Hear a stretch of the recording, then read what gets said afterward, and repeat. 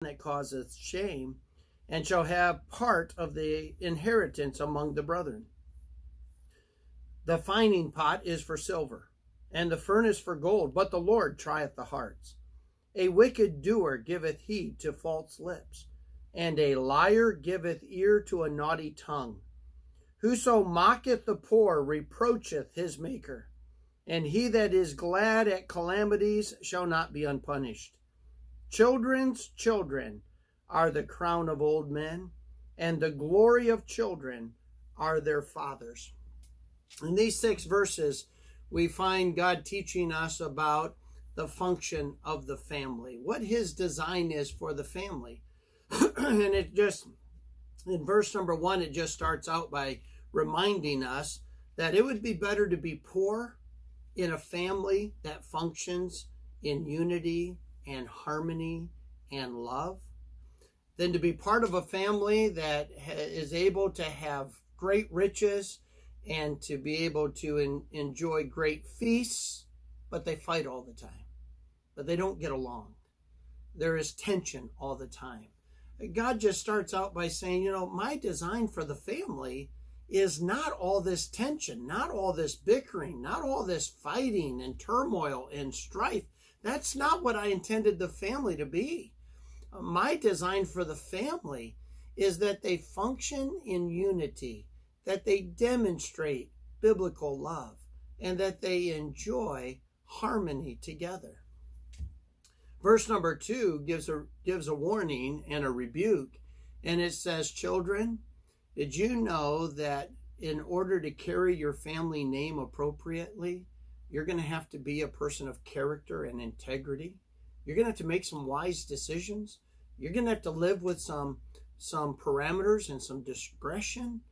And verse 2 says, a wise servant, someone who operates in the will of God with the intent of God on the path of wisdom. This servant actually could indeed carry on the family name, literally carry on the family business, be blessed by parents, even at the expense of a son who goes astray, a son who is self-centered and selfish and carnal and earthly minded.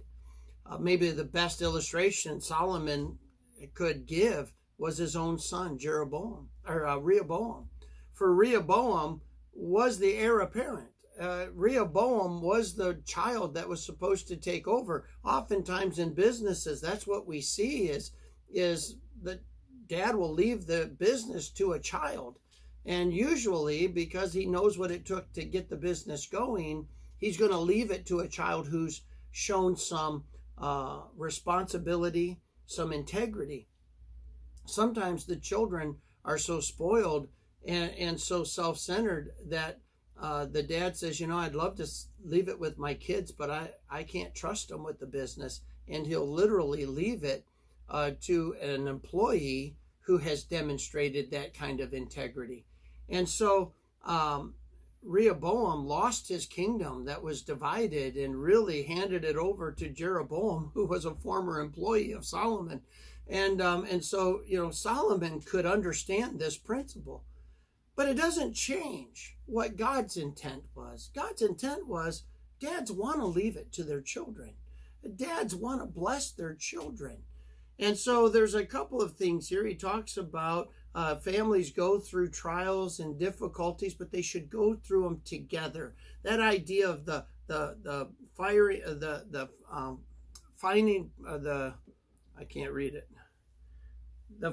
pot is for silver and the furnace for gold. He's talking about the refining process of silver, the purifying process of gold. These things are God's intent to help, never to hurt. And families should go through trials, and it makes them closer. Trials ought not divide a family. They ought not drive a wedge. So many times in my ministry, I've watched in the death of a parent where the children fight and bicker over stuff that's just temporal. That's just not God's plan. They fight and argue over who is supposed to get what, and instead of honoring their parents, honoring God fulfilling God's purpose. There's this fighting, bickering, and strife, and it's just totally out of the will of God. And so that trial process is actually to bring families closer together. And then it warns the wicked doer giveth heed to false lips. In other words, family should not believe just what they hear about everybody from everyone else. And they certainly shouldn't be telling what's going on in the family to everyone else. The family ought to function in a way that brings unity. They solve problems together. They grow together. They go forward together because this unity is God's design. And even if you're poor, if you have that harmony and unity and love, it's way better than no matter how much money, no matter how easy you live, when there's strife, fighting, and bickering all the time. And then he concludes it in verse number 6 when he says, children's children are the crown of old men. In other words, I have grandchildren. I love my granddaughters to death, and I am so thankful for them, and they bring incredible joy to my heart. I'm so thankful for them. And that's God's design. It's God's design that's what children would be able to provide for their parents, and to bring that added joy, that added blessing.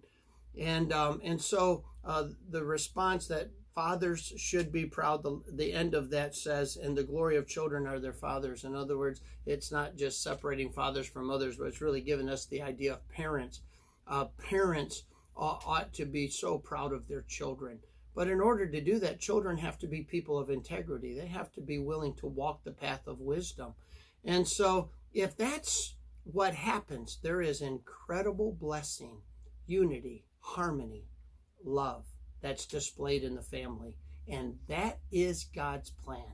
And so whether you're the parent, or whether you're the child, or whether you're the grandchild, you should realize that there is a dynamic that God wants you to bind together to be a testimony of the relationship that God the Son had with his Father, and the beautiful unity that portrays in the Trinity ought to be on display in our Christian homes. I hope this is a blessing to you. May God bless you. We'll see